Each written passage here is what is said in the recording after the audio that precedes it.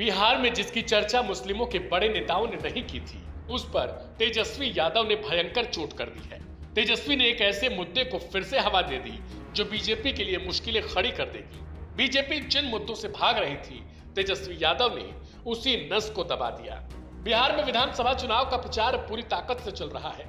पक्ष और विपक्ष के तमाम नेता जनता से बड़े बड़े वायदे कर रहे हैं और सीमांचल क्षेत्र विशेष में सियासी गर्मी महसूस की जा रही है। सीमांचल की 24 सीटों पर इस बार एनडीए, महागठबंधन और एआईएमआईएम की खास नजर है। आरजेडी नेता तेजस्वी यादव इस क्षेत्र में महागठबंधन के कुनबे के साथ पूरी तैयारी कर रहे हैं। सीमांचल का महत्व इसलिए और बढ़ जाता है क्योंकि यह क्षेत्र सत्ता बनाने और बिगाड़ने में अहम भूमिका निभाता है।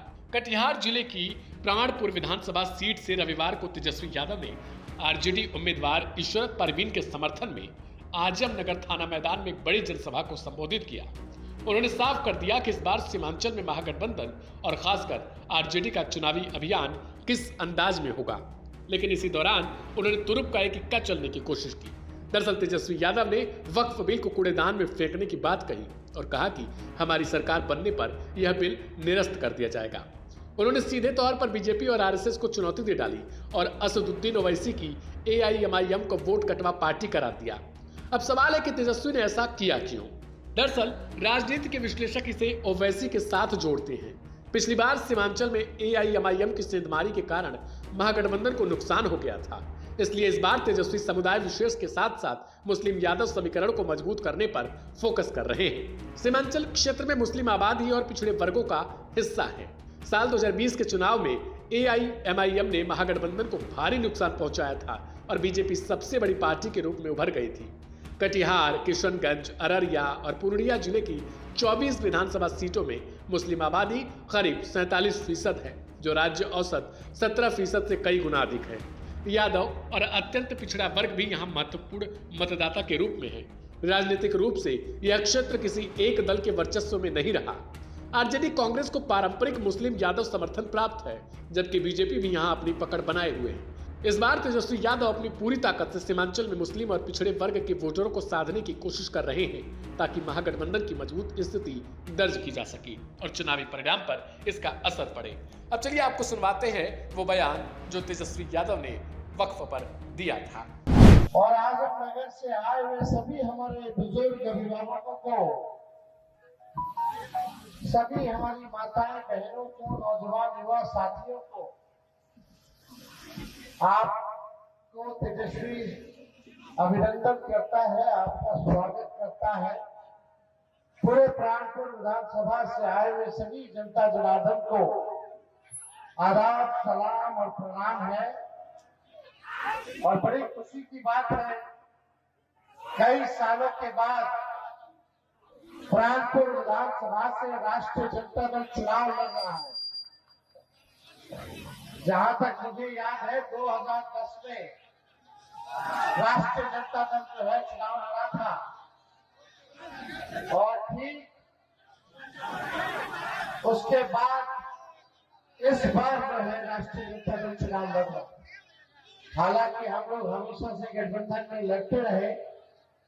हम लोगों का पार्टी का गठबंधन, पुराना गठबंधन कांग्रेस पार्टी से लगातार रहा, लेकिन इस बार आदरणीय लालू जी ने, राहुल गांधी जी ने और हम सब लोगों ने विचार किया कि इस बार मौका प्राणपुर विधानसभा से इशरत जहां जी को देने का काम करना है। और मुझे पूरा विश्वास है इशरत परवीन जी को, आप सब लोग जो है एक एक मत लालटेन पर बटन दबा करके हमारी बहन इशरत परवीन जी को विधानसभा भेजने का काम करें।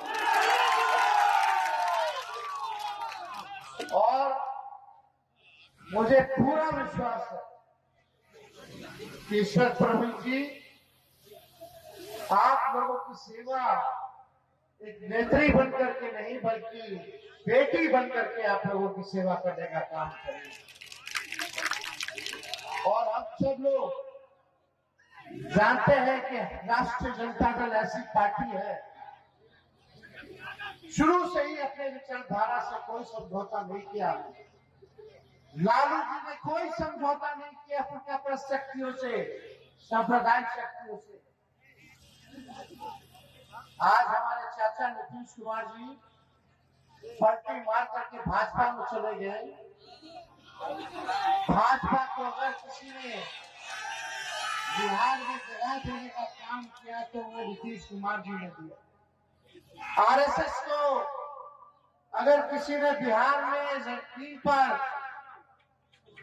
लाने का काम किया तो नीतीश कुमार जी ने करने का काम किया।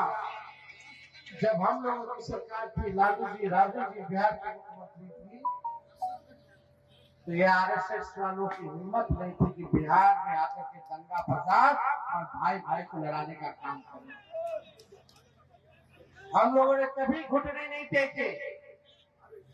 बिहार में हमेशा से लालू जी ने भाजपा से लड़ाई लड़ने का काम किया और आज भी हम लोग जो है मजबूती के साथ भाजपा से लड़ने का काम कर रहे हैं। और भाजपा वाला अगर सबसे ज्यादा डराता है तो लालू जी से डराता है।